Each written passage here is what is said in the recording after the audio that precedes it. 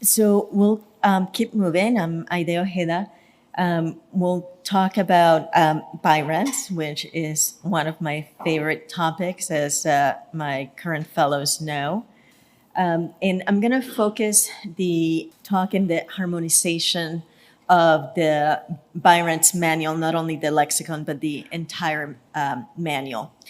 And then I'm also going to talk about some areas where BIRANTS still needs improvement.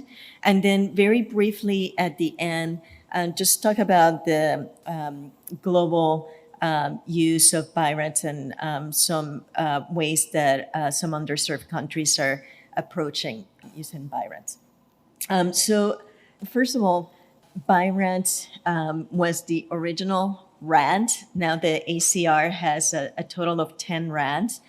The second one, which is the liver RAND system, was actually developed here at UCSD by our colleagues in the body radiology service. And BIRANTS was developed as a way to communicate the findings that we see on mammography, and also to have a data tracking system. So very data-driven. But what we have found now in the couple of decades that we've been using BIRANTS is that BIRANTS is actually a very important imaging biomarker. So when we use the terms correctly and we apply some assessment categories, and then we can predict the probability of malignancy, and BIRANTS was actually the first imaging biomarker, so very important. So when we use the terms consistently, and especially when we use them consistently across the imaging modalities that we use for breast, then we do a couple of things. One, we get better at finding cancers. And two, we make it easy for our colleagues, primary care doctors, to kind of go through this report efficiently and know what to do with the findings. So the reason that the BIRANTS was included in the MQSA federal law was because the primary care doctors saying, we're getting this report, this was described, Dr. Feig would describe it as verbal diarrhea, like pages and pages of blah, blah, blah about the mammogram with no guidance. So the primary care doctors actually went in front of Congress and say, in addition, we want all of these studies to tell us what to do. The next one actually is one of my lectures on stereotactic and ultrasound-guided breast biopsies. I like all aspects of breast imaging, but for sure the procedure is my favorite one among them.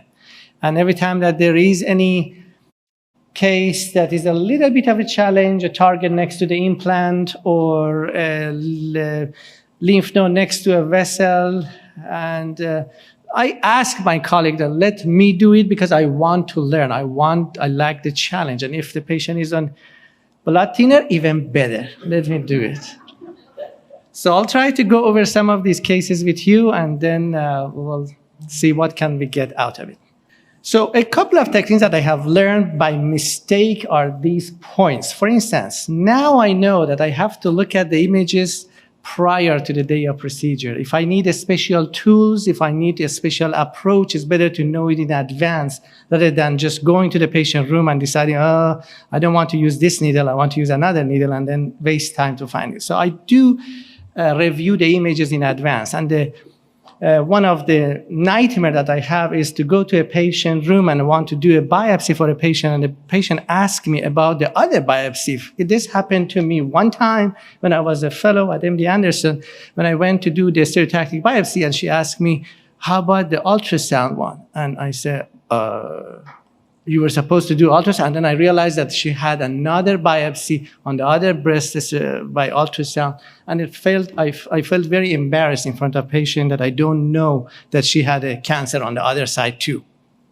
Therefore, I just get familiar with my tools, get familiar with the patient, have a plan in my head, which direction I want to go, and which medicine I want to use before I go. Then we do the consent form. Yes, we have to explain the procedure to the patient, and the additional thing that I do is to talk about the clip specifically, because we have been surprised a couple of times. The patient do not want, now these days is even more prominent, that they don't want any foreign body in their material, and that has caused problems. So we discuss specifically that I'm gonna leave a clip in there.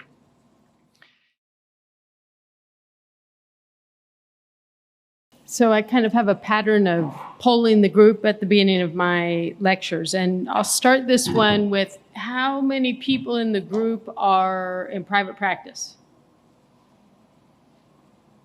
Okay, versus academic practices. Okay, so we have a handful. How many people in the group feel like they know what radiomics means? Okay, so a handful, and kind of fittingly that it's more in the pocket of the academic radiologists in the group. I want to preface this lecture by saying this is not the type of material that we're seeing in our day-to-day job right now, yet. In fact, I think it's still going to be a ways off, that we are going to realize the potential of all of this innovation. But at the same time, I think a lot of us that go into radiology, part of what draws us into this field is that, is the fun and excitement of innovation and technology that's very much a part of our field. So perhaps I'd like you to view this lecture as something of a chance for a preview of very exciting work that's happening in the background, very much in academic centers, but some very exciting things in my mind.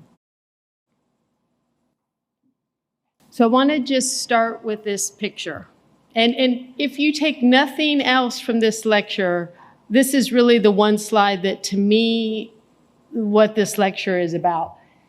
When you look at this one picture, one image from a contrast-enhanced MRI, as radiologists, what do we see? We see an irregular enhancing mass. We might put a size to it. We might look at the contralateral breast and say, no suspicious enhancing masses. But really, what I think we are coming to realize is how much more there is in this image. Really, what I like to call the wealth of information in the image that at this moment, we can't even begin to imagine the power of these images and the clinical information that is embedded with them. And a lot of this work that's happening with radiomics is that desire to find out all of this hidden information that the simple eye of the standard radiologist has no idea how to appreciate. Next step. What do we see when we see the next image? This is this same patient post-neoadjuvant therapy. Our eye, as a radiologist currently, we interpret this as no residual enhancement, indicating a very good response to neoadjuvant therapy. But what else do these images tell us? What is the power that we have in this image showing that kind of response to therapy?